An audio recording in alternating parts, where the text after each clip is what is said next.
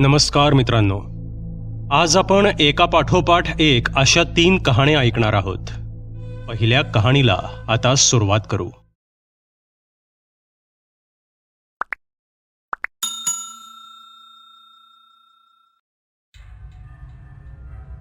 मित्रांनो, ही कहाणी माधवन आणि सुनीता या दाम्पत्याची आहे.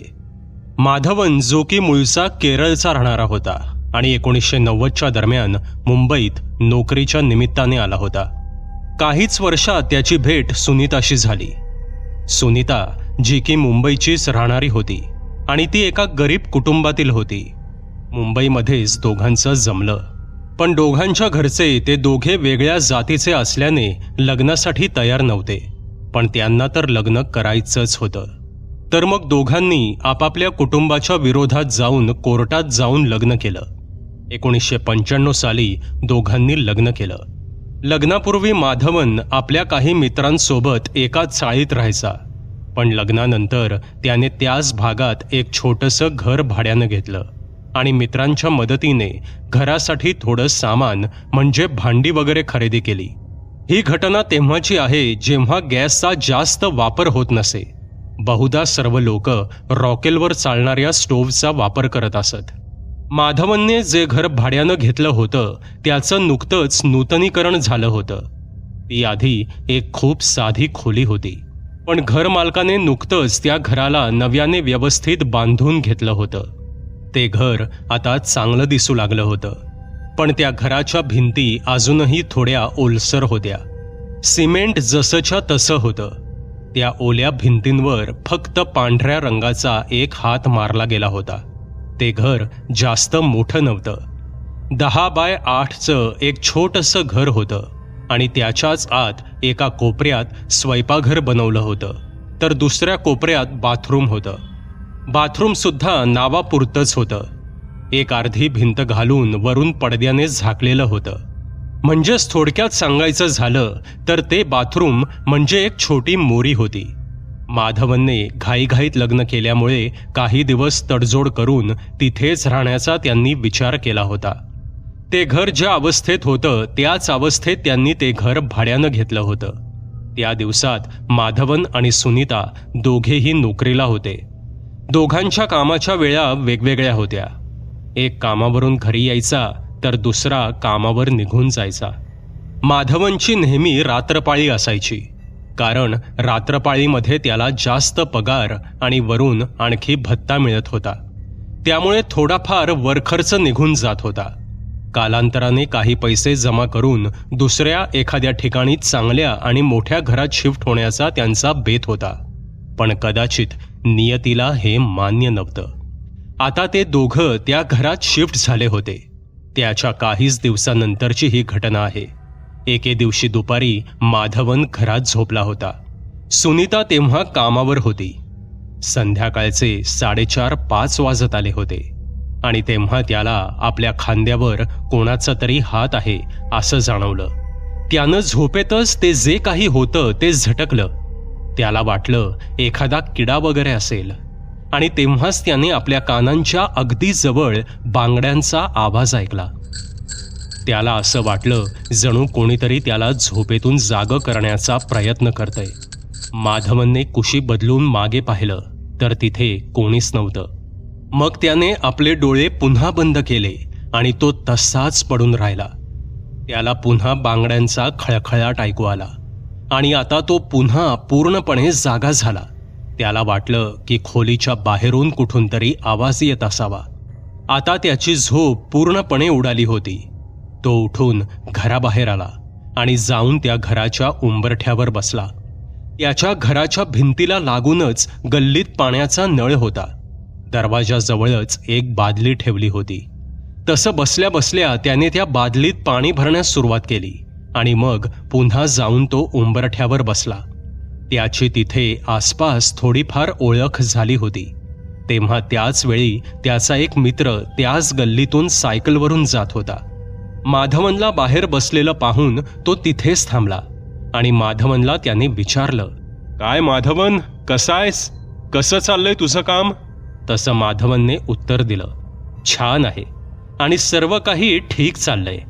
तेवढ्यात त्याच्या मित्राचं लक्ष घराच्या आत गेलं आणि त्याने मोठ्याने आवाज देत विचारलं, काय बहिणी, कशा आहात? सर्व ठीक आहे ना? तसं माधवनने विचारलं. काय रे, कोण बहिणी? असं म्हणतच त्याने मागे वळून पाहिलं. मागे घरात कोणीच नव्हतं.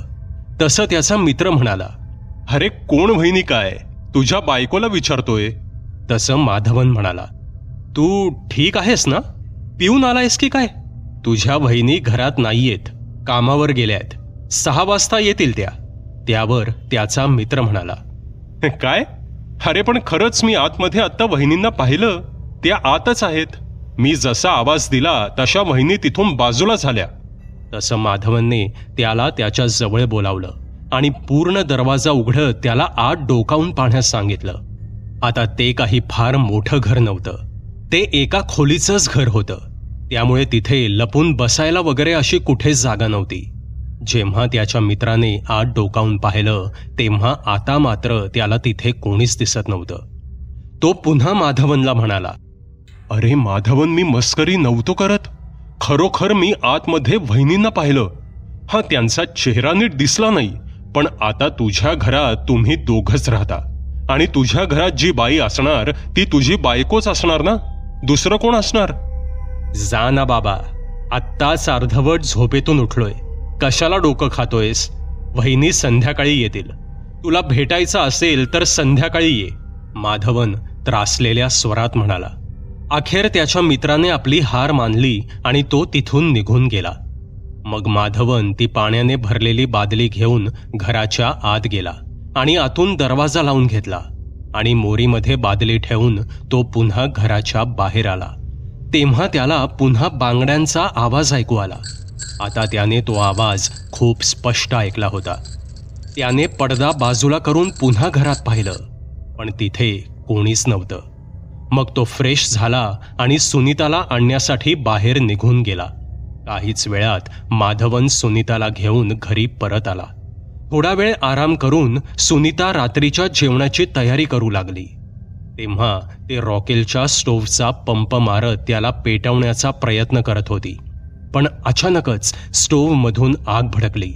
तसं सुनीता किंचाळून झटकन मागे सरकली. तेव्हा माधवनने झटकन उठून पाण्याची बादली उचलली आणि त्याने पाण्याने ती आग विझवून टाकली. आग तर विझली होती, पण त्या आगीच्या ज्वाळ्यांच्या काजळीने जवळच्या भिंतीवर एक विचित्र असा आकार बनला होता. तो आकार एखाद्या मानवी आकृतीसारखा होता, पण त्यात कोणतीही घाबरण्यासारखी गोष्ट नव्हती. माधवन मग जेवण करून कामावर निघून गेला. पण त्याच रात्री सुनीताने सुद्धा तेच अनुभवलं जे माधवनने अनुभवलं होतं. रात्री जेव्हा ती एकटी घरात झोपली होती तेव्हा तिलाही बांगड्यांचा आवाज ऐकू येऊ लागला. तिला सुद्धा तेच वाटलं की खोलीच्या बाहेरून हा आवाज येतोय, पण काही वेळानंतरही तो आवाज तिला सारखा ऐकू येऊ लागला. त्या आवाजामुळे तिला झोपच येत नव्हती. सुनीता त्याच भिंतीच्या दिशेने पाठ करून झोपली होती जिथे तो मानवी आकार उमटला होता. तेवढ्यात तिलाही आपल्या खांद्यावर कोणाचा तरी हात असल्याची जाणीव झाली. तसं तिने घाबरून झटकन मागे वळून पाहिलं तर सुनीताला खोलीच्या त्या भिंतीवर उमटलेला तो मानवी आकार हालताना दिसला. सुनीताला वाटलं की तिला भास झाला असेल आणि तेवढ्यात तिने त्या भिंतीतून एक चेहरा बाहेर येताना पाहिला. एक मानवी चेहरा. ते दृश्य पाहून सुनीता घाबरली. सुनीताने लगेच आपली चादर डोक्यापर्यंत ओढून घेतली. आता इतक्या रात्री बाहेर जाण्याची तिच्यात हिंमतच नव्हती आणि या ठिकाणी येऊनही तिला फक्त काहीच दिवस झाले होते. त्यामुळे असं कोणी ओळखीचंही नव्हतं की ज्याला आवाज देऊन ती बोलवू शकेल. त्यामुळे रात्रभर सुनीता तशीच अंथरुणात पडून राहिली. रात्रभर तिला त्या घरात बांगड्यांचा खळखळाट ऐकू येत राहिला. असं झाल्याने सुनीताला त्या खोलीत जराही झोप आली नाही. दुसऱ्या दिवशी सकाळी तिने माधवनला रात्री झालेल्या भासांबद्दल सांगितलं. तेव्हा माधवननेही तिला सांगितलं की काल दुपारी जेव्हा तो झोपेत होता तेव्हा त्याला सुद्धा असंच काहीतरी जाणवलं होतं. आणि मग त्याने याबद्दल संध्याकाळी घरमालकाशी बोलण्याचा निर्णय घेतला आणि दोघं पुन्हा आपल्या रोजच्या कामात व्यस्त झाले. सकाळची वेळ होती. आणि घरातील पाणी जवळजवळ संपलं होतं. तसं माधवन बाहेरील सार्वजनिक नळावरून पाणी भरण्यासाठी बाहेर निघून गेला आणि सुनीता स्वतःच्या डब्याची आणि दुपारच्या जेवणाची तयारी करू लागली. तिने पुन्हा स्टोव्ह पेटवण्यास सुरुवात केली. आता ती जरा घाबरली होती की स्टोव्ह पुन्हा कालच्यासारखा भडकू नये, पण यावेळी असं काही घडलं नाही. स्टोव्ह व्यवस्थित पेटला. सुनीताने आपल्या आसपास ठेवलेली काही भांडी घेतली आणि वरून काही मसाल्यांचं सामान घेण्यासाठी ती आपल्या जागेवरून उठली. ती काही क्षणांसाठी उठलीच होती की अचानकच पुन्हा एकदा आग भडकली. सुनीताला काही समजणार तोपर्यंत त्या आगीने तिला आपल्या विळख्यात घेतलं होतं. सुनीता त्या आगीत होरपळत होती आणि जोरजोरात किंचाळत होती. तिचा आवाज ऐकून माधवन धावत घराच्या आत आला आणि समोरील ते दृश्य पाहून तो खूप घाबरला. त्याने तिथेच पडलेली एक चादर उचलली आणि ती सुनीताच्या अंगाला गुंडाळली. तेव्हा त्याने एक खूपच विचित्र गोष्ट अनुभवली. जेव्हा तो सुनीताला त्या आगीतून बाहेर ओढत होता तेव्हा दुसऱ्या बाजूला त्या आगीत त्याला कोणीतरी दिसलं होतं, जे सुनीताला परत आगीच्या आत ओढण्याचा प्रयत्न करत होतं. माधवनने खूप प्रयत्नांनी जोर लावून सुनीताला आगीतून बाहेर ओढलं. तोपर्यंत आसपासचे लोक तिथे जमा झाले होते. माधवनने सुनीताला तसंच चादरीत गुंडाळून काही लोकांच्या मदतीने हॉस्पिटलमध्ये आणलं. सुनीता पूर्णपणे बेशुद्ध होती. जेव्हा सुनीतावर हॉस्पिटलमध्ये उपचार चालले होते तेव्हा माधवनने पाहिलं की सुनीताचा चेहरा आणि हात खूप भयंकररित्या भाजून निघाले होते आणि शरीरावर भाजल्याच्या जखमा झाल्या होत्या. या घटनेच्या 8 ते 10 तासांनंतर सुनीता भानावर आली. उपचारादरम्यान डॉक्टरांनी तिला आरसा दाखवण्यास सक्त मनाई केली होती. डॉक्टरांचं म्हणणं होतं की तिचा चेहरा भाजलेला आहे आणि जोपर्यंत ती ठीक होत नाही तोपर्यंत तिला आरशापासून दूर ठेवलेलंच बरं राहील. त्यांनी हे सुद्धा सांगितलं की तिला अशी कोणतीही गोष्ट सांगू नका ज्या कारणामुळे तिला धक्का बसेल. काही 15 ते 20 दिवसातच सुनीताची तब्येत सुधारली. तिच्या चेहऱ्याला आणि अंगाला लावलेल्या पट्ट्या काढल्या गेल्या. तिला झालेल्या जखमा भरू लागल्या. आता खूप थोड्या जखमा भरणं बाकी होतं. त्यामुळे तिला हॉस्पिटलमधून डिस्चार्ज देण्यात आला. माधवन आणि सुनीता दोघं आपल्या घरी जाऊ लागले. तेव्हा रस्त्यात माधवनने सुनीताला तिच्या भाजलेल्या चेहऱ्याबद्दल कल्पना दिली आणि तिला विश्वास दिला की तो कोणत्याही परिस्थितीत तिची साथ सोडणार नाही. तो तिच्या कायम सोबत आहे. हे ऐकून सुनीताला धीर आला, पण तिला खूप वाईट सुद्धा वाटलं आणि त्याचं बोलणं ऐकून ती रडू लागली. जेव्हा ती घरी आली तेव्हा पहिल्यांदा तिने बऱ्याच दिवसांनी स्वतःला आरशात पाहिलं. तसं ती स्वतःला आरशात पाहून खूप घाबरली. ती या गोष्टीमुळे घाबरली नव्हती की तिचा चेहरा भाजला होता. ती या गोष्टीमुळे घाबरली होती की तिचा चेहरा अगदी तसाच झाला होता जसा तो आकार, ती सावली तिने भिंतीवर पाहिली होती. तिने ती गोष्ट माधवनला सांगितली. ती तेव्हा खूपच घाबरली होती. माधवनने त्याच वेळी घरमालकाला घरी बोलावलं. जेव्हा घरमालक घरी आला तेव्हा त्यानेही त्यांना ते घर सोडायला सांगितलं. तो बोलू लागला, या घराचं नूतनीकरण करण्याच्या आधी जेव्हा हे घर कच्चं आणि साधं होतं तेव्हा हे घर मी माझ्या मुलीला आणि जावयाला राहण्यासाठी दिलं होतं. पण माझा जावई खूपच वाईट माणूस होता. तो नेहमी दारूच्या नशेत असायचा आणि विनाकारण माझ्या मुलीला मारायचा. एक दिवशी माझ्या जावयाने दारूच्या नशेत रागात येऊन माझ्या मुलीला जाळून टाकलं. त्या दिवशी दुपारच्या वेळी जेव्हा माझी मुलगी घरात आराम करत होती तेव्हा त्या दारुड्याने याच घरात तिच्यावर रॉकेल टाकून तिला जाळलं. त्यानंतर काही दिवस मी हे घर बंद ठेवलं, पण नंतर पुन्हा मी घर काही लोकांना भाड्याने दिलं. पण त्या लोकांना इथे भयंकर अनुभव आले, त्यामुळे त्यांनी हे घर सोडून दिलं. या घरात नंतर सुद्धा काही लोक राहायला आले होते, पण त्यांना सुद्धा असेच विचित्र अनुभव आले, त्यामुळे ते सुद्धा हे घर सोडून निघून गेले.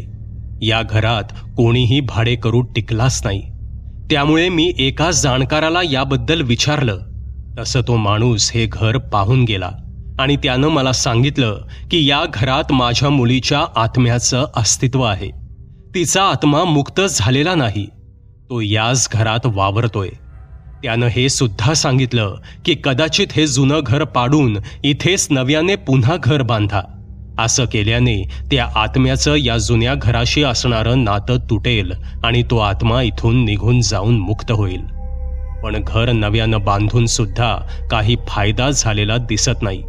त्यामुळे मला माफ करा आणि तुम्ही हे घर सोडून निघून जा. घर मालकाचं बोलणं ऐकून माधवन आणि सुनीता दोघं त्याच दिवशी ते घर सोडून दुसरीकडे निघून गेले. पण त्या घरामुळे त्यांचं जे नुकसान झालं होतं त्याची किंमत आता त्यांना आयुष्यभर चुकवावी लागणार होती.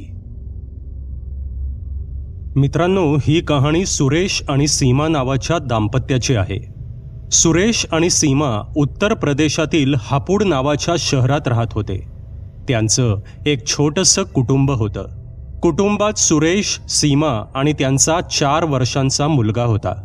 सुरेश एक सरकारी कर्मचारी होता, जो की टाउन प्लॅनिंग डिपार्टमेंटमध्ये इंजिनियर म्हणून काम करत होता. आणि अलीकडेच सुरेशची एका दुसऱ्या शहरात बदली झाली होती. आणि जिथे त्याची बदली झाली होती त्याच शहरात त्याला राहण्यासाठी एक सरकारी क्वार्टर मिळालं होतं.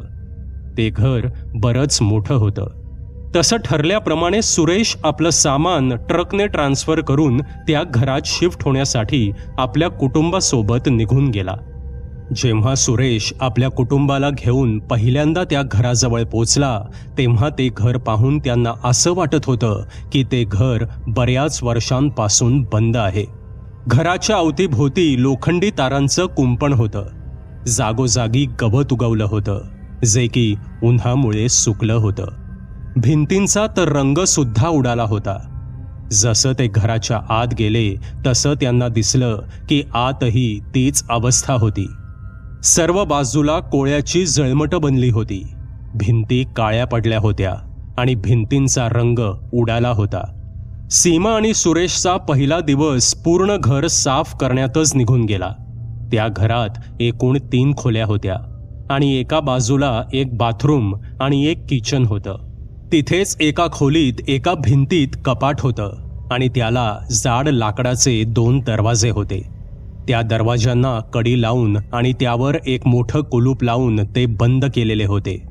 सुरेशनं ती खोली साफ करताना त्या कपाटाच्या कुलूपाला हात लावून पाहिला तर ते कुलूप पूर्णपणे खराब झालं होतं आणि त्यावर गंज चढला होता. पण त्याकडे दुर्लक्ष करून सुरेशने पुन्हा साफसफाईवर लक्ष केंद्रित केलं. तेव्हा सीमाचं सुद्धा लक्ष त्या कपाटावर गेलं. तसं सीमाने सुरेशला विचारलं, हा काय प्रकारे? तसं सुरेश म्हणाला, जे दिसतंय तेच आहे. हा ग जुन्या काळातील कपाट आहे, अजून काय असणार? पूर्वीची लोक भिंतीतच कपाट बनवायची. पण याला कुलूप का लावलंय हे माहीत नाही. सीमाच्या मनात त्या कपाटात काय असेल हे पाहण्याची जिज्ञासा जागृत झाली. ती खूपच उत्सुकतेने त्या कुलपाकडे आणि कपाटाकडे पाहत होती. तिला वाटत होतं की कुलूप लावलेलं आहे म्हणजे आत नक्कीच काहीतरी असेल. तसे ती सुरेशला म्हणाली, सुरेश चल कुलूप उघडून पाहूया आत काय आहे ते. सुरेशलाही पाहायचंच होतं की आतमध्ये काय आहे. तसं सुरेश हातोडा घेऊन आला आणि एकाच झटक्यात त्याने कुलूप तोडून टाकलं. तेव्हा त्यांचा 4 वर्षांचा मुलगा बाजूलाच एका अंथरुणावर झोपला होता. सुरेशनं ते तुटलेलं कुलूप काढत कपाटाची कडी उघडली आणि मग जसा त्याने तो दरवाजा उघडला तसा एक खूपच घाणेरडा वास पूर्ण खोलीत पसरला. तेव्हाच त्यांचा मुलगा घाबरून जागा झाला. सुरेश आणि सीमाला या गोष्टीची जाणीवच नव्हती की न कळत ते काय करून बसलेत. तो दरवाजा उघडून त्यांनी कोणत्या गोष्टीला घरात येण्याची परवानगी देऊन टाकलीये. सीमाचं लक्ष त्यांच्या मुलाकडे गेलं. मुलगा जागा झाल्याने ती त्याला उचलून एका दुसऱ्या खोलीत घेऊन गेली. सुरेशने सुद्धा त्या खोलीतील तो घाण वास घालवण्यासाठी खोलीच्या सर्व खिडक्या उघडल्या. सर्व काम झाल्यानंतर दोघांनी बाहेरच्या हॉलमध्ये थोडा वेळ आराम केला आणि जेवणही बाहेरूनच मागवलं. ती त्यांची तिथे पहिली रात्र होती की शेवटची हे येणारा काळच ठरवणार होता. ज्या खोलीत ते कपाट होतं त्याच खोलीत त्यांनी झोपायचं ठरवलं. कपाटाचे दोन्ही दरवाजे अजूनही उघडे होते आणि अजूनही तो वास त्या खोलीत येतच होता. सुरेशला आश्चर्य वाटलं की इतका वेळ कपाट आणि त्या खोलीच्या सर्व खिडक्या उघड्या ठेवल्या असूनही तो वास जशाच्या तसा होता. तेव्हा मग ते तिथून एका दुसऱ्या खोलीत झोपण्यासाठी निघून गेले. रात्री जेव्हा ते झोपले होते तेव्हा सीमाने कोणाच्या तरी हसण्याचा आवाज ऐकला. त्या आवाजामुळे ती उठून अंथरुणात बसली. नवीन घर आणि नवीन जागा असल्यामुळे तिला झोपच येत नव्हती. तिने कान देऊन पुन्हा तो आवाज ऐकण्याचा प्रयत्न केला की तो आवाज कुठून येतोय. तो आवाज खूप अस्पष्ट ऐकू येत होता. तो कोणत्या तरी स्त्रीच्या हसण्याचा आवाज होता. तसे सीमा त्या खोलीतून बाहेर निघून गेली. तिला जाणवलं की तो आवाज त्या कपाटाच्या खोलीतून येतोय. तसे तिने त्या खोलीतील दिवे लावले आणि ती खिडकीच्या बाहेर डोकावून पाहू लागली. तिला वाटलं की हा आवाज कदाचित बाहेरून कुठून तरी येतोय. तेवढ्यात सुरेशचीही झोप उडाली. त्याने पाहिलं की सीमा त्याच्या जवळ नव्हती. तसे तो सुद्धा उठून बाहेर गेला. त्याने पाहिलं की सीमा त्या खोलीच्या खिडकीजवळ उभी राहून बाहेर काहीतरी पाहत आहे. तसे त्याने सीमाला हाक मारली, सीमा, काय झालं? बाहेर काय पाहतीयस? पण त्यावर सीमाचं काहीच उत्तर आलं नाही. त्याने पुन्हा एकदा विचारलं, काय ग, इतक्या रात्री काय करतीयस त्या खिडकीत? तसे सीमा म्हणाली, काही नाही. अरे, कोणाच्या तरी हसण्याचा विचित्र आवाज येत होता, त्यामुळे माझी झोपमोड झाली. इतक्या रात्री कोण हसतंय तेच पाहण्यासाठी इथे आले होते. ते ऐकून सुरेश सीमाजवळ गेला आणि प्रेमाने मागून तिच्या कमरेत हात घालून तिला मिठी मारत आणि तिच्या केसांचा सुगंध घेत म्हणाला, आपल्या दोघांशिवाय इथे आणखी कोणीही नाहीये. पण तेव्हाच त्याने एक आवाज ऐकला, मी आहे ना. तो आवाज विचित्र होता, खूप विचित्र.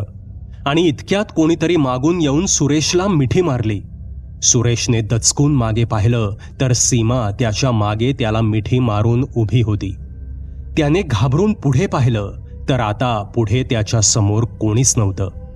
सुरेश काहीसा कावराबावरा झाला आणि म्हणाला, सीमा, तू इथे कशी? त्यावर सीमा म्हणाली, म्हणजे हा काय प्रश्न झाला का? आणि इतकं काय झालं दचकायला? तसं सुरेश घाबरत म्हणाला, अगं, पण तू तर इथे या खोलीत उभी होतीस ना? तसं सीमाने त्याला आपल्याकडे वळवत म्हटलं, नाही हो, मी तिकडच्या खोलीत दुसऱ्या खिडकीजवळ उभी होते. आणि जसं तिनं असं म्हटलं तसं आता त्या दोघांना तो विचित्र हसण्याचा आवाज ऐकू आला. तो आवाज खूप विचित्र आणि भयानक होता. तो आवाज ऐकताच दोघांनी एकमेकांकडे पाहिलं. तेवढ्यात अचानक त्यांनी बाहेरच्या पॅसेजमध्ये कोणाच्या तरी पळत जाण्याचा आवाज ऐकला. त्यांनी त्या खोलीच्या बाहेर पाहिलं तर एक लहान मुलगा पळत जाताना त्यांना दिसला आणि तो मुलगा त्याच दुसऱ्या खोलीच्या दिशेने पळत जात होता. ते पाहून सीमाने किंचाळत आपल्या मुलाला हाक मारली आणि दोघेही पळत त्या खोलीपाशी गेले.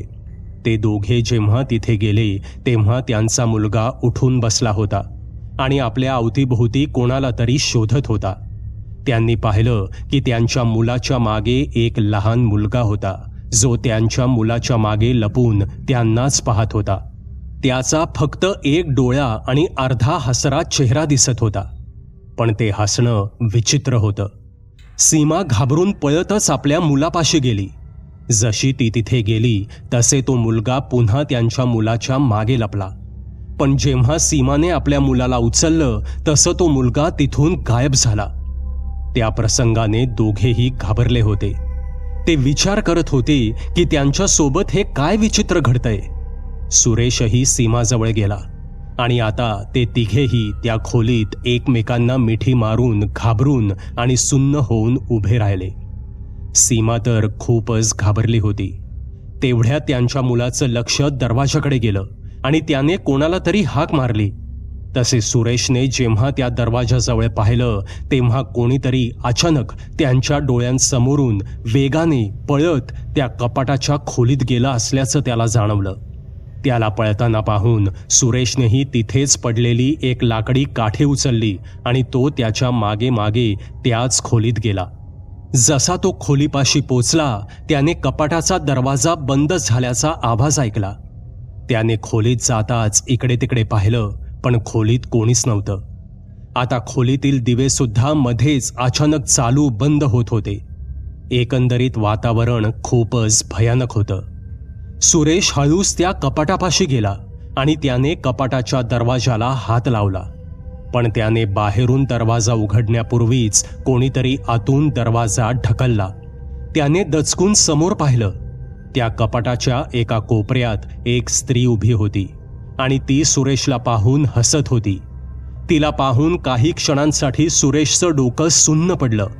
त्याला त्यावेळी असं वाटलं की चारी बाजूंनी काहीतरी भयंकर त्याच्याच दिशेने येतंय. आणि तेवढ्यात त्या स्त्रीने आपला एक पाय कपाटाच्या बाहेर काढला. ते पाहून सुरेशच्या तोंडातून आवाज निघणंच बंद झालं. त्याला बोलता सुद्धा येत नव्हतं. तो घाबरून अडखळत पळत दुसऱ्या खोलीत गेला आणि खोलीत जाताच त्याने आपल्या मुलाला उचललं आणि सीमाला घेऊन पळत तो त्या घरातून बाहेर निघून गेला.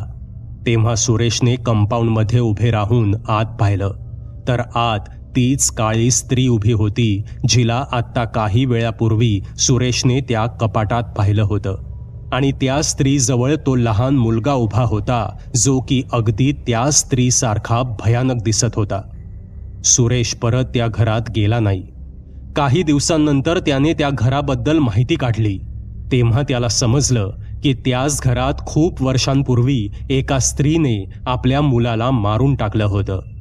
ती स्त्री एक मानसिक रुग्ण होती आणि जेव्हा तिच्या पतीने पोलिसांना त्या गोष्टीची खबर दिली तेव्हा ती स्त्री आपल्या मुलाचं प्रेत घेऊन कुठेतरी पळून गेली. जेव्हा पोलिसांनी अधिक तपास केला तेव्हा समजलं की ती आपल्या मुलाचं प्रेत घेऊन त्याच घराच्या कपाटात लपली होती. जेव्हा पोलिसांना तिचा शोध लागला तेव्हा ती सुद्धा मरण पावली होती. पोलिसांनी त्या घराच्या कपाटातून त्या दोघांचं प्रेत बाहेर काढलं आणि तेव्हापासूनच ते कपाट बंद करून टाकण्यात आलं होतं. मित्रांनो, आपण कुठेही आणि कोणत्याही नवीन ठिकाणी जातो तेव्हा आपल्याला नेहमी त्या जागेबद्दल पूर्ण माहिती असली पाहिजे, नाहीतर आपण अशा अपघातांचे बळी बनून जातो. नमस्कार मित्रांनो, माझं नाव अरुण आहे आणि मी श्रीरामपूरचा राहणार आहे. काही लोक भूत प्रेत अशा गोष्टींवर कधीच विश्वास ठेवत नाहीत. एक काळ असा होता की मी सुद्धा त्यांच्यापैकीच एक होतो. पण जेव्हा माझ्यासोबत ती भयंकर घटना घडली तेव्हापासून माझा असल्या गोष्टींवर विश्वास बसला. ही कहाणी 5 वर्षांपूर्वीची आहे. त्या दिवसात माझ्या काकांनी त्यांच्याच गावात थोडीशी जमीन खरेदी करून एक नवीन घर बांधलं होतं. घर खूपच मोठं होतं. 2 मजली आलिशान घर होतं. त्या दिवशी त्यांच्या घरात वास्तुपूजा होती. त्यामुळे माझ्या कुटुंबातील आम्ही सर्वजण त्यांच्या घरी गेलो होतो. आता पूजा वगैरे तर झाली होती. घराची वास्तुशांत सुद्धा झाली होती. 2-3 दिवस सर्वजण तिथेच राहिले आणि मग हळूहळू एक एक करून सर्व पाहुणे आपापल्या घरी निघून गेले. घर आता रिकामं झालं. काकांचं काही महिन्यांपूर्वीच लग्न झालं होतं. काकांनी मला आणखी 2-4 दिवस तिथेच थांबण्यास सांगितलं. त्यांचं अजूनही जुन्या घरातून थोडं सामान हलवणं बाकी होतं. माझ्या घरचे सर्वजण त्याच दिवशी घरी निघून गेले आणि मी एकटाच तिथे थांबलो. खाली एक वेगळी खोली मला देण्यात आली.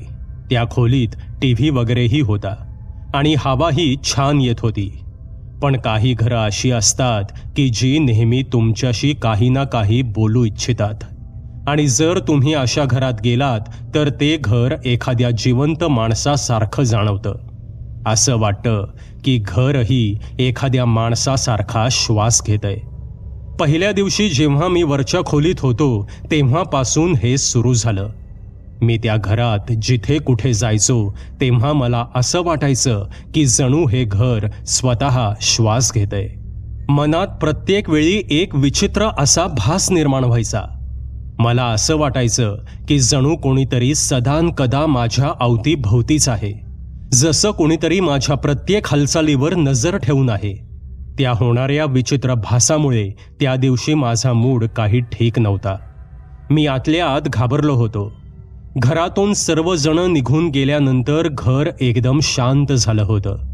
त्या दिवशी मी माझ्या खोलीत एकटा बसून मोबाईलवर गेम खेळत होतो.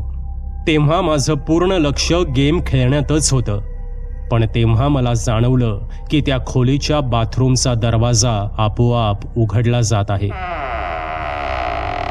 मी गेम खेळता खेळताच आपली नजर उंचावून काही क्षणांसाठी त्या दरवाजाच्या दिशेने पाहिलं आणि पुन्हा खाली पाहून गेम खेळू लागलो. मी अनुभवत तर होतो की दरवाजा आपोआप उघडत आहे, पण वाटलं की कदाचित तो हवेमुळे उघडत असावा. तसेही माझ्या काकांचं घर गावापासून थोडं बाहेर होतं आणि अवतीभोवती सर्व शेत जमीन होती. त्यामुळे तिथे 24 तास वारे वाहत राहायचे. तिथे खरं तर पंख्याचीही गरज पडत नसे. मी त्या गोष्टीकडे दुर्लक्ष केलं आणि पुन्हा गेम खेळू लागलो. थोड्या वेळानंतर मला पुन्हा एक विचित्र अनुभव आला. माझ्या खोलीच्या कोपऱ्यात एक स्टूल ठेवलं होतं आणि ते सुद्धा आपोआप आपल्या जागेवरून थोडं सरकलं आणि त्याच्या सरकण्याचा आवाजही आला. तसं मी मोबाईलवरील गेम थांबवला आणि दचकून खोलीत इकडे तिकडे पाहिलं, पण खोलीत तेव्हाही कोणीच नव्हतं. आता हा खरोखरच खूप विचित्र भास होता, कारण हवेने दरवाजा तर उघडू शकतो, पण स्टूल हलू शकत नाही, कारण ते स्टूल लोखंडाचं होतं. मी तरीही त्या गोष्टीकडे दुर्लक्ष केलं आणि बाहेर हॉलमध्ये जाऊन सोफ्यावर बसलो आणि आता तिथे बसून गेम खेळू लागलो. काही वेळाने कसल्या तरी आवाजाने माझं लक्ष माझ्या खोलीच्या दरवाजाकडे गेलं. मी त्या दिशेने पाहिलं तर मला दिसलं की माझ्या खोलीचा दरवाजा हळूहळू उघडत होता.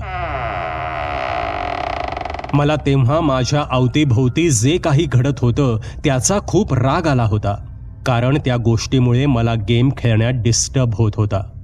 आणि मग रागात मी उठून दरवाजाची कडी लावून घेतली आणि पुन्हा जाऊन सोफ्यावर बसलो. त्या दिवशी तो पहिला दिवस होता जेव्हा मी त्या घरात काहीतरी विचित्र अनुभवलं होतं. त्या रात्री मी काका काकूंसोबत जेवण करून परत माझ्या खोलीत निघून आलो आणि नेहमीप्रमाणे बेडवर पडून मोबाईल काढून गेम खेळणं सुरू केलं. तेव्हा गेम खेळता खेळता किती रात्र झाली काही समजलंच नाही. पण काहीच वेळानंतर मी पुन्हा तेच पाहिलं जे मी दुपारी पाहिलं होतं. बाथरूमचा दरवाजा पुन्हा आपोआप उघडू लागला. दुपारी मला असं वाटलं होतं की हवेमुळे दरवाजा उघडत असावा, पण यात विचित्र गोष्ट ही होती की जेव्हा बाहेर जोराचे वारे वाहतात तेव्हा कोणत्याही घराचा दरवाजा हळूच उघडत नाही. हवेच्या जोराने तो धडाम करून उघडतो. तेव्हा मी हाच विचार केला की इथे काहीतरी नक्कीच गडबड आहे, कारण त्याच दिवशी मी ज्या काही विचित्र गोष्टी पाहिल्या होत्या त्या नैसर्गिक नव्हत्या. मी जाऊन त्या बाथरूमच्या दरवाजाची कडी लावून घेतली. एवढंच नाही तर त्या खोलीत जिथे जिथे दरवाजे होते त्या सर्वांची कडी लावून घेतली, कारण मला डिस्टर्बन्स नको होता. आणि मग मी असा विचार केला की जर खरंच इथे काही गडबड असेल तर पुन्हा नक्कीच काही ना काही विचित्र भास होईल किंवा काहीतरी विचित्र दिसेल. आणि असा विचार करून मी पुन्हा जाऊन मोबाईलवर गेम खेळू लागलो. काहीच वेळात गेम खेळता खेळता माझे डोळे मिटू लागले. मला खूपच झोप येऊ लागली. माझ्या पापण्या बंद झाल्या होत्या आणि जेव्हा माझ्या जड झालेल्या पापण्या मिटल्या तेव्हा मला माझ्या बेडच्या अगदी समोर एक काळी सावली असल्याचा भास झाला. तेव्हा मी माझी मान झटकत आणि डोळे वेगाने उघडत डोळे मोठे मोठे करून नीट पाहिलं तर तिथे समोर कोणीच नव्हतं. मी विचार करत होतो की हे काय होतंय. मी खरंच काही पाहिलं होतं की मी झोपेत होतो. मला मानवी आकाराची एक सावली दिसली तर होती, पण मला समजत नव्हतं की तो माझा भ्रम होता की ते सत्य होतं. तेव्हा मला अचानकच त्या खोलीत खूप गरम होऊ लागलं. त्या थंड वातावरणात त्या खोलीत अचानकच उष्णता वाढू लागली होती. मग मी माझ्या बेडच्या जवळची एक खिडकी उघडली आणि तेवढ्यात माझ्या खोलीचा दरवाजा वेगाने उघडला. त्या आवाजामुळे भीतीपोटी मी कापू लागलो आणि माझ्या अंगावर काटे आले, कारण आत्ता काही वेळापूर्वी मी सर्व दरवाजे स्वतः बंद केले होते. मग हा दरवाजा कसा उघडला? मी थोडा वेळ तसाच बसून राहिलो आणि विचार करू लागलो की आता काय करायचं. पण मी पुन्हा स्वतःची समजूत काढली की कदाचित घाईघाईत मी दरवाजा नीट बंद केला नसेल आणि हवा आत आल्यामुळे तो जोरात उघडला गेला असेल. मी पुन्हा माझ्या खोलीचा दरवाजा बंद केला आणि खोलीचे सर्व दरवाजे पुन्हा एकदा तपासले आणि जाऊन बेडवर झोपलो. मी दुसऱ्या दिवशी माझ्या काकाला सांगितलं की मला या घरात थोडं विचित्र जाणवतंय. तेव्हा काका म्हणाले की नवीन जागा आहे आणि नवीन घर आहे, त्यामुळे असे भास होत असतील. जोपर्यंत सवय होत नाही तोपर्यंत थोडं विचित्र तर वाटतंच. मी पुन्हा त्या गोष्टीकडे दुर्लक्ष केलं. त्याच्या दुसऱ्या दिवशीही मला माझ्या मनावर कोणत्या तरी गोष्टीचा दबाव जाणवत होता. दिवसभर मला एक विचित्र भास होत होता. पण त्या दिवशी सामान शिफ्ट करण्याच्या कारणामुळे माझं त्या गोष्टीकडे जास्त लक्ष गेलं नाही. आमचा पूर्ण दिवस सामान शिफ्ट करण्यात गेला आणि सामान लावण्यात निघून गेला. त्या रात्री काकूने चिकन बनवलं होतं. मी दाबून चिकन खाल्लं. मी आधीच दिवसभर केलेल्या कामामुळे खूप थकलो होतो आणि त्यात वरून इतकं पोटभर जेवण केलं होतं. आता मला खूप झोप येऊ लागली होती. मी माझ्या खोलीत गेलो आणि थेट जाऊन अंथरुणावर पडलो. मी जेव्हा खूप गाढ झोपेत होतो तेव्हा मला जाणवलं की माझा बेड थोडा थोडा हलतोय, जसं की भूकंप आला असावा. पण मी इतका थकलो होतो आणि इतक्या गाढ झोपेत होतो की ते जाणवून सुद्धा उठून पाहण्याची माझ्यामध्ये अजिबातच ताकद नव्हती. काहीच वेळात बेड आणखी जोरजोरात हलू लागला. जेव्हा मी ते अनुभवलं तेव्हा मला झोपेतच ती कालची गोष्ट आठवली आणि मग मला जाणवलं की मी जोरजोरात हलतोय. मी खडबडून जागा झालो. तेव्हा अचानकच सर्व काही थांबल्यासारखं झालं. तेव्हा माझं अंग घामानं डबडबलं होतं. त्या खोलीत इतकी उष्णता निर्माण झाली होती की मला झोपेत जराही समजलं नाही. आणि तेव्हा अचानकच खोलीच्या खिडकीतून वेगाने हवा आत आली आणि दरवाजा पुन्हा धडाम करून उघडला. मला आश्चर्य वाटत होतं. इथे इतकं सर्व काही घडत होतं पण माझ्या काकूंना जराही आवाज जात नव्हता. आणि तेवढ्यात माझं लक्ष खोलीच्या दरवाजाच्या बाहेर गेलं तर मला तिथे काही क्षणांसाठी तीच काळी सावली दिसली. तिचे फक्त पांढरे डोळे चमकत होते. ते पाहून मी खूप घाबरलो होतो. पण त्यापेक्षाही जास्त मला त्या खोलीची भीती वाटू लागली होती. मी तसाच उठून बाहेर हॉलमध्ये निघून गेलो. तिथे एक मोठी खिडकी होती आणि त्या खिडकीवर एक मोठा पडदा लावला होता. मी पाहिलं की त्या पडद्याच्या मागे कोणीतरी उभं होतं. त्याचे फक्त पाय दिसत होते. ती स्त्री होती की पुरुष होता हे माहीत नाही, पण असं वाटत होतं की ते तेच होतं जे माझ्या प्रत्येक हालचालीवर नजर ठेवून होतं. तरीही मी हळूहळू पडद्याजवळ गेलो आणि मी तो पडदा बाजूला करणार इतक्यात मला जोराचा धक्का लागला आणि मी खाली पडलो. मी अडखळत तिथून उठण्याचा प्रयत्न करत होतो, पण तेवढ्यात कोणीतरी मागून मला खेचलं आणि मी पुन्हा मागच्या बाजूला पडलो. तिथे जे काही होतं तिने मला उठून उभं राहण्याची संधीच दिली नाही. ती मला खेचत मागे घेऊन जात होती. मी आपले हातपाय झटकत होतो. स्वतःला तिच्या हातातून सोडवण्याचा प्रयत्न करत होतो, पण तिची ताकद इतकी जास्त होती की माझ्याकडून काहीच केलं जात नव्हतं. आणि ती सावली मला खेचत त्याच खोलीच्या आत घेऊन गेली.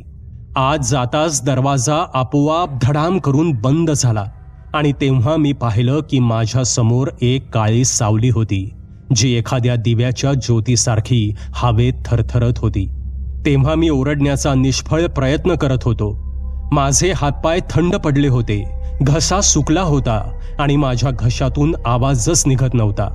अचानकच ती सावली आणखी मोठी होऊ लागली आणि तिच्या अवतीभोवती सर्व बाजूला पांढरा धूर पसरत गेला. तेव्हा मला श्वास घेण्यास त्रास होऊ लागला आणि तेव्हा मी जोरजोरात खोकत त्या सावलीला मला सोडून देण्याची विनवणी करण्याचा प्रयत्न करत होतो. आपले हात जोडून तिच्याकडे माफी मागत होतो, पण ते काय होतं माहीत नाही आणि ती माझ्यासोबत असं का करत होती मला काहीच समजत नव्हतं. ते दृश्य काळजाचा थरकाप उडवणारं होतं. आणि तेव्हा अचानकच माझे काका धावत माझ्या खोलीच्या बाहेर आले. ते दरवाजा उघडण्याचा प्रयत्न करत होते, पण दरवाजा उघडला जात नव्हता. पुढच्याच क्षणी त्यांनी कोणत्या तरी गोष्टीने दरवाजा तोडण्याचा प्रयत्न केला आणि खूप प्रयत्नांनंतर दरवाजा धडाम करून खाली पडला. तोपर्यंत खोलीत खूप धूर झाला होता. त्यांनी आधी मला हाक मारली आणि मग त्यांनी पाहिलं की मी खाली पडलो होतो आणि तडफडत होतो. काका मला पकडून खेचत खोलीच्या बाहेर निघून जाऊ लागले. त्यावेळी मी त्या धुरात पुन्हा तेच 2 चमकणारे डोळे पाहिले, जे की माझ्याकडेच रोखून पाहत होते आणि कदाचित ते हेच सांगत होते की या खोलीतून बाहेर जा. जेव्हा मी खोलीच्या बाहेर आलो तेव्हा कुठे माझ्या जीवात जीव आला, पण तरीही मी खूप घाबरलो होतो. बाहेर येताच काकूने मला पाणी दिलं. काका मला सारखं विचारत होते की नक्की काय झालं, पण माझा श्वास फुलला होता आणि बोलण्याची माझ्यामध्ये ताकदच नव्हती. काही वेळ शांत बसल्यानंतर मी स्वतःला सावरलं, पण माझं लक्ष वारंवार त्या तुटलेल्या दरवाजाच्या चौकटीकडे जात होतं. मी काकांना सर्व घडलेला प्रकार सांगितला. त्यांचा माझ्यावर विश्वास होता की नाही माहीत नाही, पण तरीही त्या रात्री ते दोघे माझ्यासोबत हॉलमध्ये झोपले. पण तरीही त्या रात्री मला जरासुद्धा झोप आली नाही. भीतीपोटी मी रात्रभर कापत होतो. दुसऱ्या दिवशी त्यांनी होम हवन करणाऱ्या गुरुजींना बोलावलं. तेव्हा त्यांनी सांगितलं की ज्या जागेवर ती खोली आहे त्या जागेवर कोणत्या तरी खूप वाईट शक्तीचा वास आहे आणि ती शक्ती हे दाखवण्याचा प्रयत्न करतीये की ती जागा, ती खोली तिची आहे. ती आपला हक्क जाहीर करत आहे आणि म्हणूनच तिने माझ्यावर हल्ला केला होता.